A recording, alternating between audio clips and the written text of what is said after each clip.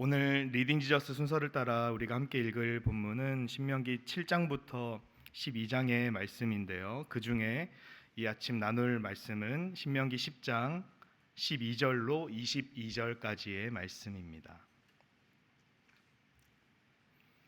신명기 10장 12절로 22절까지의 말씀을 저희가 한 절씩 교독하고 마지막 절을 같이 읽도록 하겠습니다.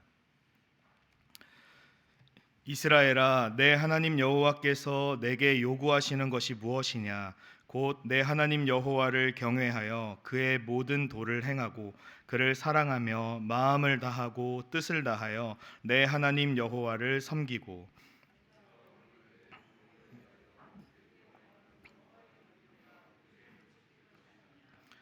하늘과 모든 하늘의 하늘과 땅과 그 위의 만물은 본래 내 하나님 여호와께 속한 것이로되 여호와께서 오직 내 조상들을 기뻐하시고 그들을 사랑하사 그들의 후손인 너희를 만민 중에서 택하셨음이 오늘과 같은.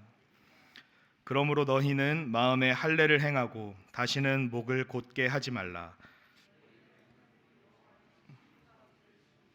주 가운데 주시오 크고 능하시며 두려우신 하나님이시라. 사람을 외모로 보지 아니하시며 뇌물을 받지. 고아와 과부를 위하여 정의를 행하시며 나그네를 사랑하여 그에게 떡과 옷을 주시나니 너희는 나그네를 사랑하라. 전에 너희도 애굽 땅에서 내 하나님 여호와를 경외하여 그를 섬기며 그에게 의지하고 그의 이름으로 맹세하라. 그는 내 찬송이시요 내 하나님이시라. 내 눈으로 본 이같이 크고 두려운 일을 너를 위하여. 함께 읽겠습니다. 애굽에 내려간 내 조상들이 겨우 70인이었으나 이제는 내 하나님 여호와께서 너를 하늘의 별같이 많게 하셨느니라. 아멘. 신명기는 모세의 이스라엘 백성을 향한 마지막 설교입니다. 이스라엘 민족의 역사를 돌아보면 애굽에서 종으로 살아왔던 이 이스라엘 민족들이 하나님의 은혜로 출애굽을 했지만 그 광야 생활 가운데 하나님의 약속을 믿지 못했고 결국 하나님께서 약속하신 가나안 땅에 그 하나님의 놀라운 기적을 경험했던 사람들은 여호수아와 갈렙을 제외하고는 들어가지 못했습니다. 그리고 광야에서 태어난 출애굽 2세대가 이제 가나안 입성을 앞두고 있습니다. 광야에서 태어난 출애굽 2세들은 비록 힘든 광야 생활을 하고 있지만 하나님의 은혜가 익숙한 세대였습니다. 아침마다 하나님께서 주시는 만나를 익숙하게 먹었던 시대이고 또 광야 한복판에서 하나님께서 인도하셨던 구름 기둥과 불 기둥을 태어났을 때부터 익숙하게 봐왔던 사람들입니다. 아무것도 의지할 것이 없는 광야 생활이었기 때문에 이 출애굽 2세대들에게는 하나님만 의지하는 것이 어쩌면 당연한 세대였습니다.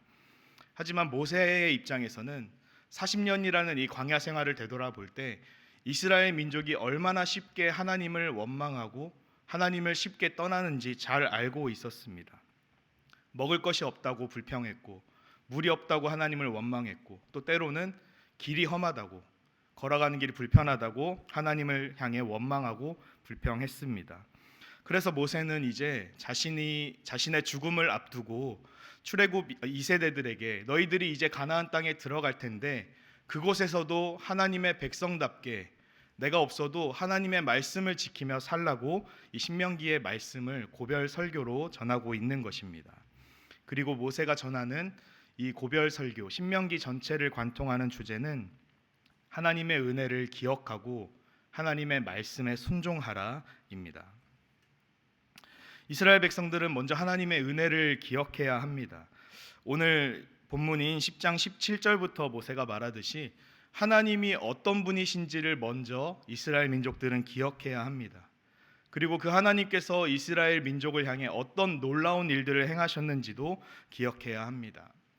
하나님께서 아브라함이라는 한 사람을 선택하시고 또 자식이 없었던 그 아브라함에게 하늘의 별과 같이 바다의 모래같이 많은 자손을 약속하셨고 그 약속을 이루셨듯이 하나님께서 이스라엘 민족을 처음부터 만드셨던 그 모든 역사와 그리고 400년, 500년에 가까운 이 시간까지 하나님께서 이스라엘 민족을 어떻게 구원해 내셨고 어떻게 함께 하셨는지, 이스라엘 민족 가운데 하나님께서 이스라엘 민족을 만드셨던 그 시작과 현재까지 베푸셨던 모든 은혜들을 기억해야 하는 것입니다. 이스라엘 민족의 시작도 하나님의 은혜였고 이스라엘의 현재도 하나님의 은혜입니다. 그래서 이스라엘 민족은 하나님의 백성이라는 이 정체성이 하나님으로부터 온 것이라는 것을 반드시 기억하고 하나님께서 인도하신 그 놀라운 은혜들을 기억해야 했습니다. 이스라엘은 하나님이 어떤 분이신지 어떤 일을 행하셨는지 지난 역사들을 되돌아보면서 기억해야 하는 것입니다. 우리에게도 마찬가지일 것입니다. 하나님께서 우리의 인생을 지금까지 신실하게 인도하셨다는 사실을 우리가 기억해야 하며 우리의 모든 인생의 처음부터 지금까지 하나도 하나님의 은혜 없이는 이루어진 것이 없다고 우리도 마찬가지로 고백해야 합니다. 오늘 하루도 하나님께서 나에게 생명을 주신 은혜, 또 새벽을 깨워서 이 예배의 자리로 나올 수 있도록 건강을 주신 은혜, 하나님의 자녀로 살아갈 수 있도록 오늘 하루도 함께 하시는 그 모든 은혜들을 우리들은 기억해야 합니다. 그래서 우리의 모든 삶이 하나님의 은혜를 기억할 때 우리는 하나님을 경외하는 삶을 살아갈 수 있을 것입니다. 경외라는 것은 하나님을 존경하고 또 동시에 두려워하는 것입니다. 전능하신 하나님께서 내 삶을 한순간도 빼놓지 않으시고 인도하고 계시고 친히 나를 돌보신다는 사실을 기억할 때 우리의 삶은 하나님의 말씀 앞에 바로 서고 하나님을 더 의지하게 될 것입니다. 하나님의 은혜를 기억하라는 이 모세의 명령은 이스라엘의 과거를 되돌아보는 것이었다면 이제 하나님의 말씀에 하나님의 명령에 순종하라라는 명령은 이스라엘의 미래를 위한 일입니다. 이스라엘 백성들은 지난 시간 동안 하나님께서 베푸신 은혜들을 기억하면서 하나님의 말씀에 순종해야 합니다. 하나님의 말씀에 순종하는 것은 하나님의 백성이 마땅히 해야 할 일이기 때문입니다. 다시 말해서 하나님의 은혜를 기억한다면, 하나님께서 나를 돌보시고 지금까지 내 삶을 인도하셨다는 것을 우리가 기억한다면, 인정한다면 우리는 하나님을 경외하는 마음으로 자연스럽게 하나님의 말씀에 순종하게 된다는 것입니다. 그래서 모세는 신명기 10장 12절에서 이렇게 말하죠. 이스라엘아, 내 하나님 여호와께서 내게 요구하시는 것이 무엇이냐? 곧 내 하나님 여호와를 경외하여 그의 모든 도를 행하고 그를 사랑하며 마음을 다하고 뜻을 다하여 내 하나님 여호와를 섬기고. 하나님을 경외하고 사랑하면서 마음과 뜻을 다해 하나님의 말씀을 지키라고, 하나님을 온전히 섬기라고 모세는 명령하고 있습니다.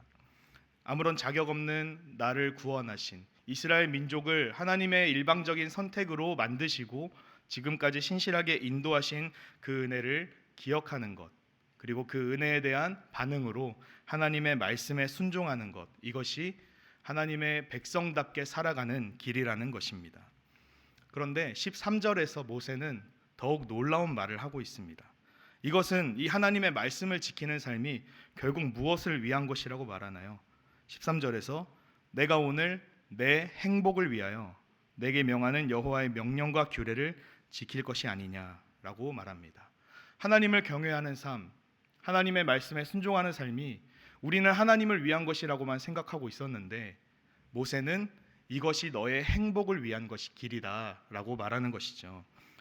하나님을 전심으로 섬기는 것이 인간이 진정으로 행복할 수 있는 길이라고 우리에게 말하고 있는 것입니다.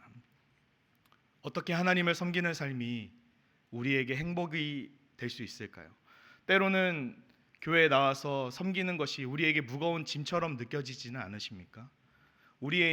내가 원하는 대로 살아가면 참 좋겠는데 어떻게 하나님의 말씀 안에 서서 그 말씀만 따르는 것이 우리의 행복이 될 수 있을까요?